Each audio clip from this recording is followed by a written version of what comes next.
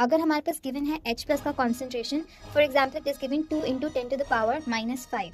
अब मैंने कॉन्सेंट्रेशन की वैल्यू इस डायरेक्शन में लिखी है, तो अब इसे सॉल्व करने के लिए मैं ऑपोजिट डायरेक्शन में चलूंगी। अब सबसे पहला वैल्यू है 5, तो मैंने लिखा 5, फिर है माइनस माइनस 10 की जगह मैंने माना लॉग और इसके बाद है 2, तो 2 लिखा। तो इसका मतलब है 5 माइनस लॉग 2 की वैल्यू है 0.3010, तो मैं 0.3 लिख सकती हूँ। तो मेरी पीएच की वैल्यू अभी आ गई है 4.7, तो this will be the answer. अब सिमिलरली अगर H प्लस की जगह OH नेगेटिव की कॉन्सेंट्रेशन गिवन है, फॉर एग्जाम्पल गिवन है 2 इंटू 10 टू द पावर -5। अब मैंने कॉन्सेंट्रेशन इस डायरेक्शन में लिखा है, तो सॉल्व करने के लिए ऑपोजिट डायरेक्शन में जाऊंगी।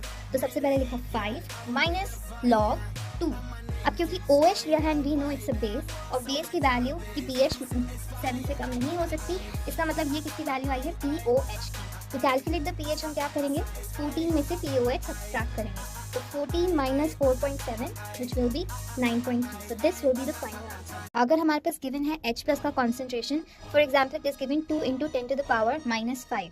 अब मैंने कॉन्सेंट्रेशन की वैल्यू इस डायरेक्शन में लिखी है, तो अब इसे सॉल्व करने के लिए मैं ऑपोजिट डायरेक्शन में चलूंगी। अब सबसे पहला वैल्यू है 5, तो मैंने लिखा 5, फिर है माइनस माइनस 10 की जगह मैंने माना लॉग और इसके बाद है 2, तो 2 लिखा। तो इसका मतलब है 5 माइनस लॉग 2 की वैल्यू है 0.3010, तो मैं 0.3 लिख सकती हूँ। तो मेरी pH की वैल्यू अभी आ गई है 4.7, तो this will be the answer. अब सिमिलरली अगर H प्लस की जगह OH नेगेटिव की कॉन्सेंट्रेशन गिवन है, फॉर एग्जाम्पल गिवन है 2 इंटू 10 टू द पावर -5।